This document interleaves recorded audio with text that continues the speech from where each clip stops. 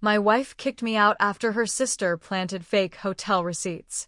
I warned her she'd regret it. A year later, her drunk sister admitted she lied. She wanted me for herself. Now my ex saw my engagement photos and is begging me back. My wife, Sarah, and I had been married for 5 years. We met in college, dated for 3 years, and had what I thought was a rock-solid relationship. We had our ups and downs like any couple, but we always communicated and worked through our problems. Or so I thought. Sarah's younger sister, Megan, had always been a part of our lives. She lived about 20 minutes away and would often drop by unannounced. At first, I didn't mind. She was family, after all. But looking back, there were signs I should have noticed. The lingering glances, the accidental touches, the way she always asked about my work and interests while barely acknowledging her sister's presence. Still, I never suspected what was brewing beneath the surface. Our marriage wasn't perfect, but whose is? Sarah was stressed with her job as a marketing executive, often working late. I had my own business as an IT consultant, which meant I sometimes had unpredictable hours as well. We were ships passing in the night on occasion, but I always made an effort to keep our connection strong. Date nights, surprise gifts, weekend getaways when we could manage them. I tried my best to be a good husband. It was a Friday afternoon in April when everything came crashing down. I remember it clearly because it was our anniversary weekend, and I had planned a surprise dinner at Sarah's favorite restaurant. I arrived home early to prepare, whistling as I walked through the door, completely oblivious to the storm about to hit. Sarah was sitting at our kitchen table, her face pale and contorted with anger. In front of her were several papers. They looked like hotel receipts and restaurant bills from places I'd never been. "What is this?" I asked, confused. "Don't play dumb," she spat, her voice trembling. "Megan found these in your car this morning when she borrowed it to run errands." I picked up one of the receipts, the Waldorf Astoria, dated 2 weeks prior, with my name and credit card information clearly printed at the bottom.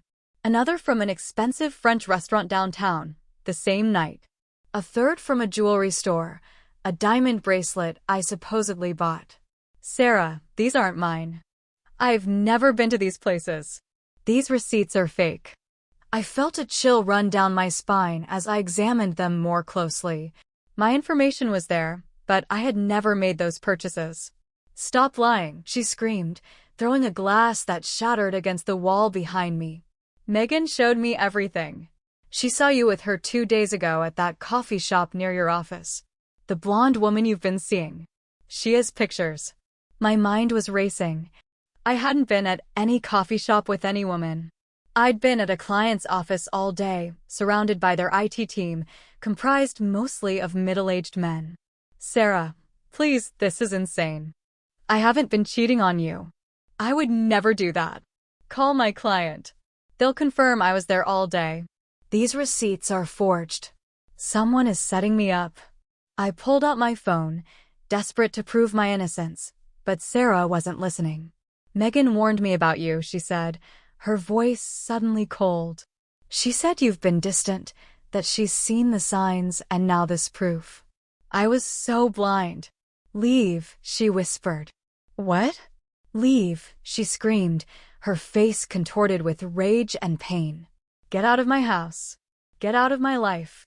I don't want to see you again." "Sarah, these are forgeries. What does Megan have to do with this?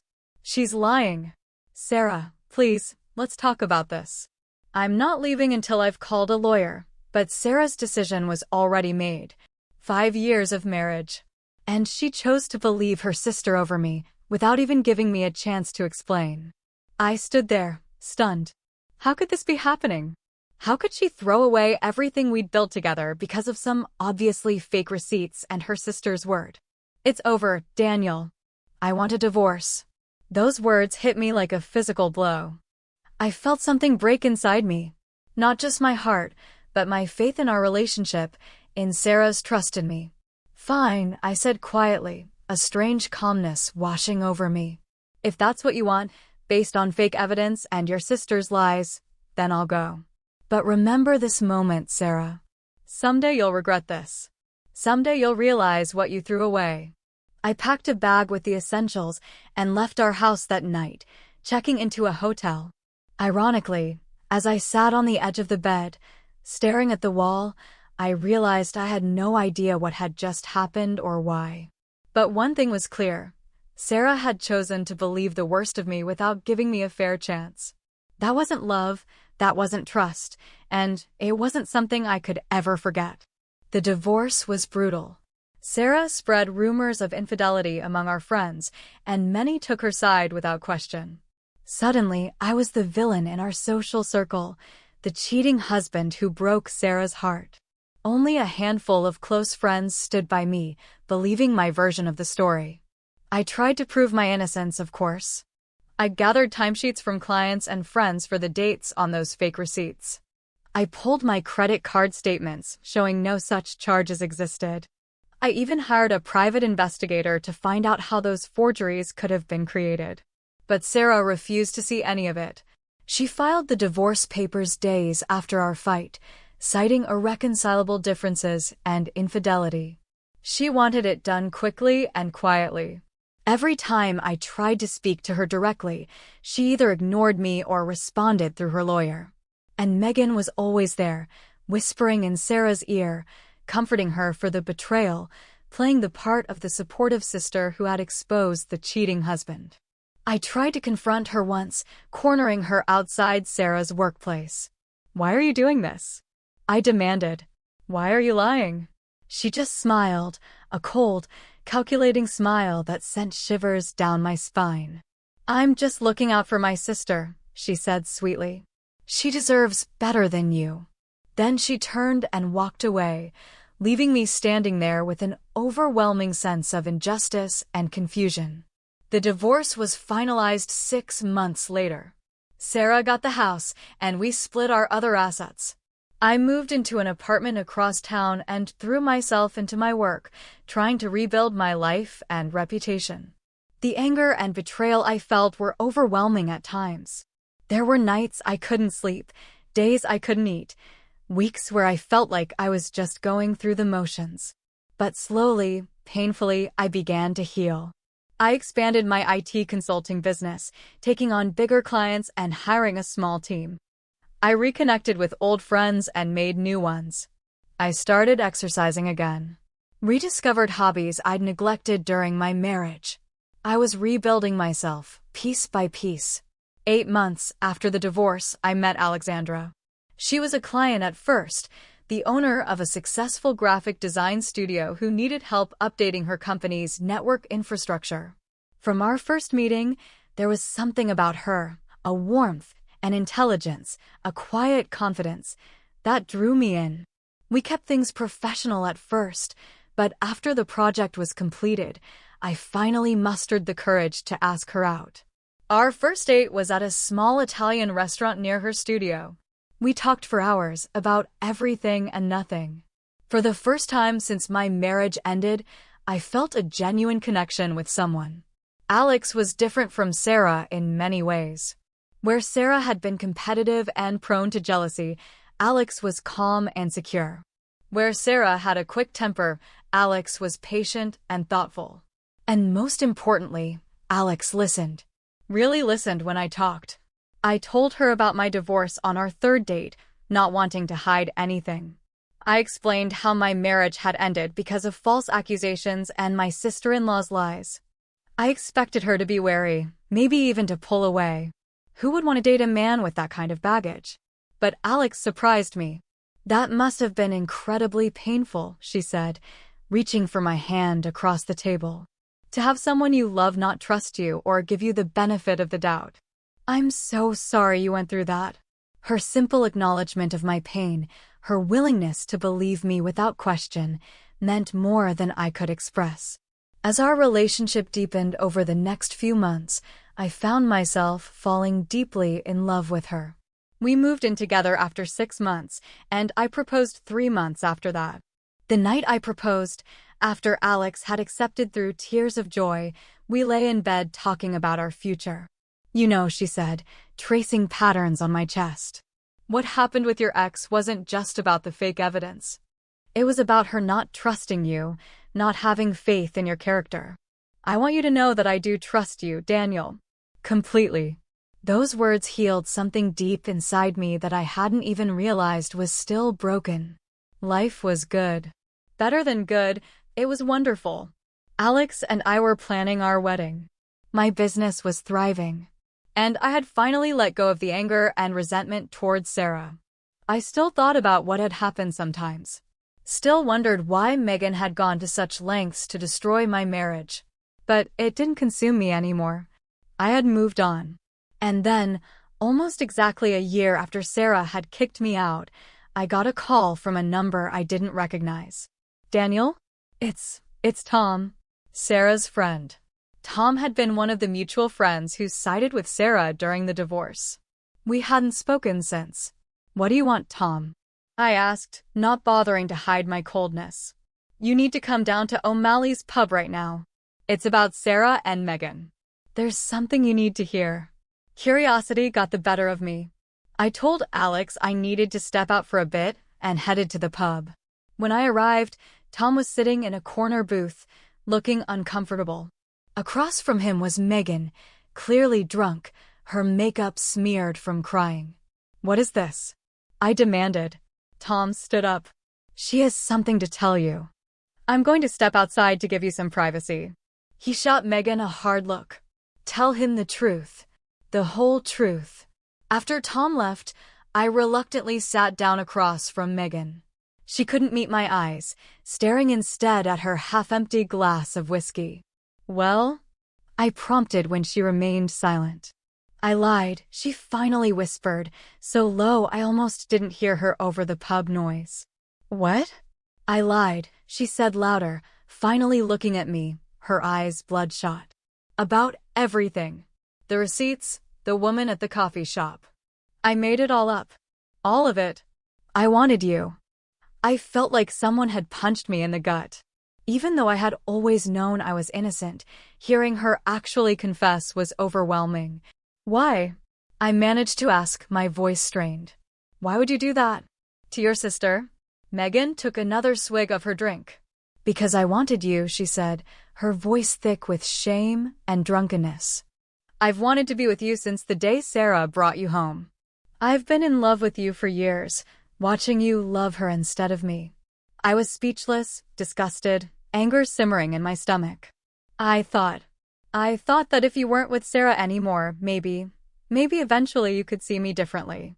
And when you were both so busy with work, barely seeing each other, it seemed like the perfect opportunity. I created those fake receipts. I made up the story about seeing you with another woman. You destroyed our marriage for a sick love. I finally exploded, causing nearby patrons to stare. Do you have any idea what you did, the pain you've caused? You wanted me all to yourself. Tears streamed down Megan's face. I know it was wrong. I know I can never fix it. But Sarah knows. Now she knows everything. I told her tonight, after I got drunk at her place. I couldn't keep lying to her anymore. The guilt was killing me. I was so angry, she threw me out, said she never wanted to see me again. I sat back, trying to process this information. So, why are you telling me this? Why now? Because I ruined your life. I am. And Sarah's too. She's been miserable without you. She never stopped loving you. And now that I've told her the truth, she's completely devastated. She thinks you'll never forgive her for not believing you. I felt only cold contempt for the woman sitting across from me. You're right about one thing. You ruined our lives. But you're mistaken if you think your confession changes anything. It's too late, Megan. Too late. I stood up and walked out of the pub without looking back, leaving her crying at the table. Outside, Tom was waiting. Did you hear? He asked. I nodded. I'm sorry, man. I only found out tonight when Sarah called me, hysterical. I figured you deserved to hear it from the source. He paused. I think Sarah's going to contact you. Just be prepared for that. I thanked him for letting me know and headed home to Alex, my mind reeling. When I told her what had happened, She held me while I finally broke down, letting out all the anger and pain I thought I had overcome. "What are you going to do if Sarah contacts you?" Alex asked softly. I looked into the eyes of the woman who had never doubted me, who had helped me rebuild my life and my heart. "Nothing," I said. "I've moved on. We've moved on. Sarah made her choice a year ago, and I've made mine now." 2 days later, the messages started. At first, just a simple text from Sarah, "Can we talk?" I didn't respond. Another followed, "Daniel, please. I need to talk to you. Now." "I know everything," Megan confessed. Still, I didn't respond. A week went by, and the messages became more desperate. I was wrong. So terribly wrong. "Please give me a chance to apologize. I miss you every day. I haven't stopped thinking about you. I know I don't deserve your forgiveness, but please, just talk to me." I showed each message to Alex, not wanting to hide anything from her. She was understanding but concerned. "Are you sure you don't want to respond? Maybe getting some closure would help you both move on." But I wasn't interested in closure. Sarah had chosen to believe the worst of me without giving me a chance to defend myself. That wasn't something an apology could fix. The breaking point came when Alex and I posted our engagement photos online. We had done a beautiful photo shoot at the Botanical Gardens, Alex radiant in a blue dress, me looking happier than I had in years. Our friends and family filled the post with congratulations and well wishes. And then came Sarah's messages, a flood of them in the middle of the night. "I saw your pictures. You can't marry her. Please don't do this. You said I'd regret it someday, and you were right. I regret it every minute of every day. Please come back. I was wrong. You're the love of my life. I'll never doubt you again. I'll do anything. Anything. Just give me another chance." I finally broke my silence and texted her back, "Stop contacting me. It's over." Her reply came immediately. "I can't accept that. What we had was real. This engagement is just a rebound. You can't love her the way you loved me." That made me angry. How dare she minimize what I had with Alex? How dare she act like she knew my heart better than I did? "What we had was real," I texted back, "until you showed me how little you trusted me. You threw away 5 years without even giving me the benefit of the doubt. You chose to believe lies over the man you supposedly loved. That's not love, Sarah. That's not trust. And without that, we had nothing." "I made a mistake," she pleaded. "A terrible mistake. People make mistakes." "Please, Daniel." "Yes, people make mistakes," I replied. "And sometimes those mistakes have permanent consequences. This is one of those times." I blocked her number after that. But Sarah wasn't finished. She started emailing me, then tried contacting me through mutual friends. She even showed up at my office once, but my assistant, knowing the situation, turned her away. Finally, I had my lawyer send her a formal cease and desist letter, threatening legal action if the harassment continued. It seemed extreme, but her behavior was becoming increasingly erratic, and I needed to protect my peace of mind and my relationship with Alex. A month before our wedding, I ran into Sarah at a coffee shop. I was there meeting with a client, and she walked in, looking tired and haggard. She saw me immediately and, after a moment of hesitation, approached my table after my client left. "Daniel," she said softly. Can I sit down for just a minute, please?" Against my better judgment, I nodded. "You look good," she said, studying my face. "Happy?" "I am happy," I replied simply. "I heard your wedding is next month." I tensed. "Sarah, if you're here to try and change my mind again, no," she interrupted, shaking her head. "No. I've accepted that it's over. It took me a long time, too long, but I understand now." I wasn't sure I believed her, but I listened. "I just wanted to tell you, in person, how sorry I am," she continued, her voice trembling slightly. "Not just for believing Megan's lies, but for not believing in you. You were right that day. That wasn't love. Real love would have given you the chance to explain. Would have trusted the person I knew you were instead of what someone else told me. I remained silent, not knowing what to say. I've been in therapy, she continued when I didn't respond, trying to understand why I was so quick to believe the worst. It's not an excuse, but I realized I've always had these deep-seated insecurities, always waiting for the other shoe to drop. My father's infidelities, the way he left us. I think I always expected you to do the same. That's not fair to you. You're not your father, I finally said. I know, she whispered. I know now. And I'll regret what I did for the rest of my life. She paused, taking a deep breath. I've cut Megan out of my life completely, in case you're wondering. What she did. I can't forgive that. And what about what you did? I asked. Not cruelly, just honestly curious. Can you forgive yourself? Her eyes filled with tears. I'm trying. It's a process. But seeing you today, knowing that you're happy, it helps somehow. I want you to know that. I won't bother you anymore. She reached into her purse and pulled out a small envelope. I wanted to give you this. Call it a wedding gift, or maybe closure. I took the envelope cautiously. I'm leaving town, she continued. Got a job offer in Chicago. I think a fresh start will do me good. She stood up. Be happy, Daniel. You deserve it. And she was gone before I could respond.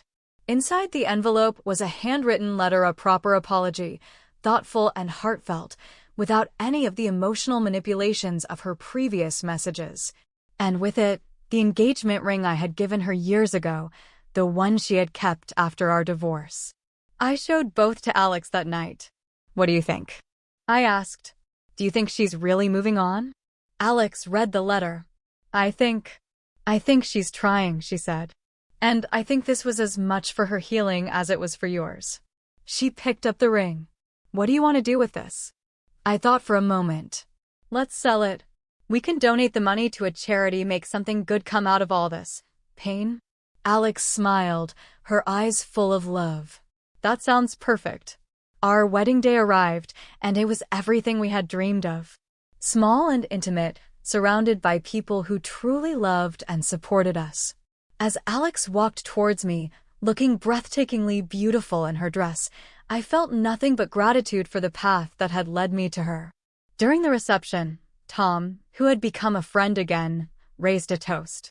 To Alex and Daniel, may your love be built on the strongest foundation of all, trust. Because when you truly trust someone, you believe in them. Even when the evidence seems to suggest otherwise. You give them the benefit of the doubt. You listen to their side. You remember who they are at their core.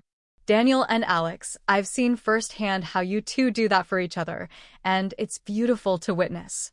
His words resonated with many of us who knew the history, but they weren't meant to be a dig at Sarah. They were simply the truth. Trust is the bedrock of love, and without it, even the strongest feelings will eventually crumble. I think about Sarah sometimes. I wonder if she found peace in Chicago, if she learned to trust again, if she found someone who could help her heal her old wounds. I hope she did. Despite everything, I don't wish her ill. What happened between us was tragic. A convergence of her deep-seated insecurities, her sister's toxic jealousy, and my own failure to see the warning signs that our foundation wasn't as solid as I thought. As for Megan, I heard through mutual friends that she moved overseas. Started a new life, far away from the damage she had caused. Part of me hopes she learned from what she did, that she's become a better person, one who doesn't manipulate and hurt others for her own selfish desires. But mostly, I just hope I never cross paths with her again. Alex and I have been married for 2 years now. We have a beautiful house in the suburbs, a rescue dog named Charlie, and a baby on the way. We have our struggles, of course every couple does. But we face them together, with open communication, and most importantly, with trust. Sometimes at night, when Alex is sleeping beside me, her hand resting protectively over her growing belly, I think about how strange life is. How one devastating event can ultimately lead you to exactly where you're supposed to be. I wouldn't wish what happened with Sarah on anyone, but I also can't regret the path that led me to Alex and to this life we're building together. If there's one lesson in my story, it's this: trust is a choice. It's choosing to believe in someone's character over circumstance. Choosing to have faith in the person you love, even when doubting would be easier. It's hard sometimes, seemingly impossible. But it's essential. Because without trust, love is just an empty word. Sarah made her choice that day when she told me to leave. She chose doubt over trust, her sister's word over mine. And a year later, when she saw those engagement photos and realized what she'd lost, when she begged me to come back, I had already made my choice. I chose Alex. I chose trust. I chose happiness. And I've never looked back.